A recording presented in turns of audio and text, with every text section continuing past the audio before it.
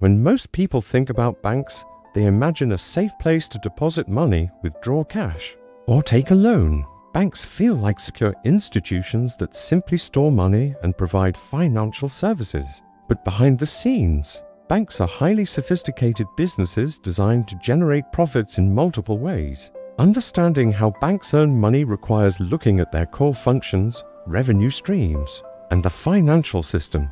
At the heart of banking lies a surprisingly simple concept. Banks make money by managing the flow of money. This flow is between savers and borrowers. However, this process involves far more complexity than it appears on the surface. The most fundamental way banks earn money is through something called interest rate spread, also known as the net interest margin.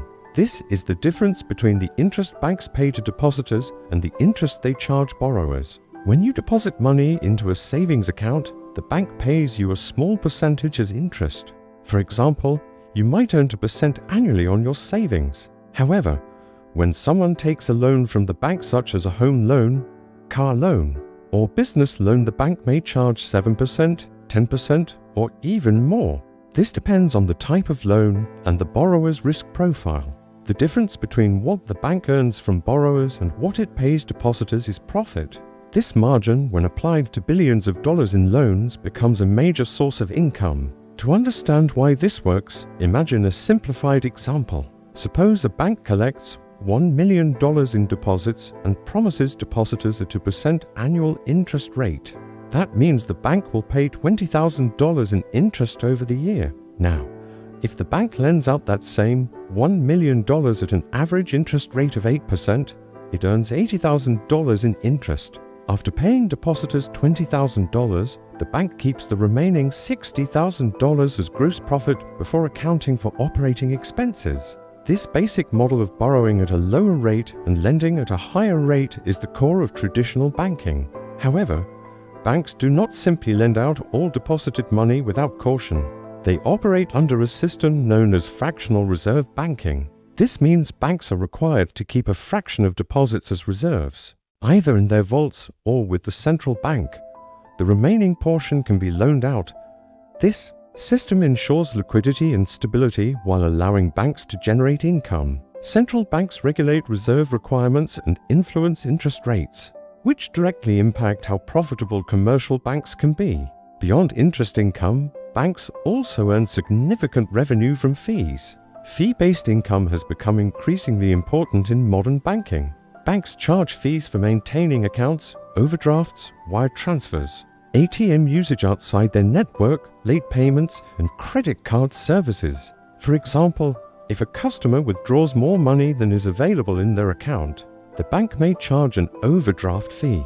Credit cards generate revenue through annual fees, late payment charges, and transaction processing fees paid by merchants. These fees may seem small individually, but when multiplied across millions of customers, they create substantial profits. Another major source of income for banks is lending-related fees. When issuing a mortgage, banks often charge origination fees, processing fees, and administrative costs. Even before the borrower begins paying interest, the bank has already earned upfront income. In addition, banks sometimes sell mortgages and loans to other financial institutions or investors. By packaging loans into financial instruments and selling them in secondary markets, banks can free up capital and earn additional revenue.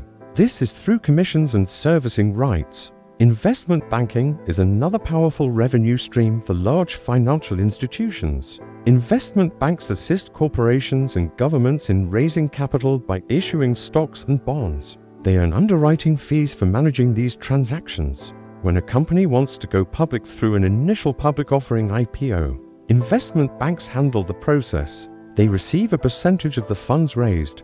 They also advise on mergers and acquisitions, charging advisory fees that can reach millions or even billions of dollars. Trading and market activities also contribute significantly to bank profits. Large banks operate trading desks that buy and sell stocks, bonds, currencies, and commodities. They may trade on behalf of clients or for their own accounts. Profits are generated from spreads, commissions, and market movements. Although trading carries risk, It can produce substantial returns during favorable market conditions. Wealth management and asset management services form another important pillar of banking revenue. Many banks manage investments for high net worth individuals, businesses, and institutions. They charge management fees based on a percentage of assets under management. For example, if a bank manages $100 million in client investments and charges a 1% annual management fee, it earns $1 million per year. This provides stable and recurring income. Corporate banking also plays a significant role in profitability. Banks provide services to businesses such as payroll processing, treasury management, foreign exchange services, and short-term financing. Businesses rely on banks for day-to-day financial operations, and banks charge service fees for facilitating these transactions. International trade financing, including letters of credit and currency exchange, further increases bank earnings. Credit cards deserve special attention because they are highly profitable for banks. When customers use credit cards, banks earn interchange fees from merchants for processing payments. If customers carry balances instead of paying in full, banks charge high interest rates, often exceeding 15% or 20% annually. Late fees and penalty charges add to this revenue stream. Because credit cards involve unsecured lending, interest rates are higher to compensate for risk, making them particularly lucrative. Risk management is essential to banking profitability. Banks carefully evaluate borrowers' creditworthiness to minimize defaults. They use credit scores, income verification, collateral requirements, and historical data to assess risk. When loans go bad and borrowers fail to repay, banks incur losses. Therefore, successful banks balance risk and reward, ensuring that interest rates and loan approvals reflect potential default probabilities. Technology has also reshaped how banks earn money. Digital banking reduces operational costs by minimizing the need for physical branches and staff. Mobile apps and online services increase efficiency while maintaining customer engagement.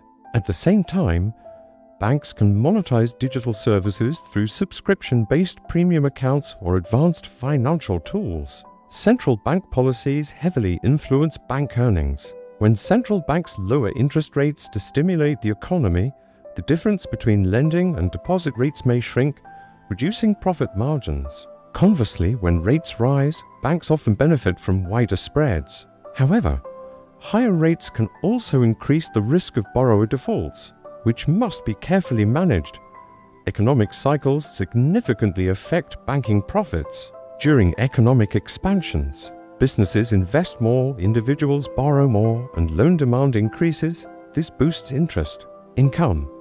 In recessions, loan demand may decline and default rates may rise, pressuring profits. Therefore, banks must maintain strong capital reserves to survive downturns. It is important to recognize that banks do not operate without oversight.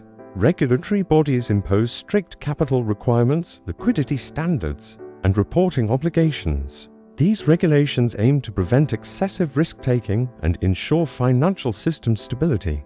While compliance increases operating costs, it protects the banking system from collapse. In summary, banks earn money through a diversified set of revenue streams. The primary source remains the interest rate spread between deposits and loans. However, fee-based income, investment banking, trading activities, wealth management, credit card operations, corporate services, and technological efficiencies all contribute significantly. Banking is not merely about storing money, it is about managing risk, allocating capital, facilitating economic growth, and strategically leveraging financial instruments. Understanding how banks make money reveals why they are such powerful institutions within the global economy. They act as intermediaries connecting savers and borrowers, enabling businesses to expand, individuals to purchase homes, and governments to fund infrastructure. Their profits come from careful management of interest, risk, and financial services at scale. While the basic idea borrow low, lend high sounds simple, the modern banking system operates with extraordinary complexity. By mastering this system, banks have become some of the most influential and profitable institutions in the world.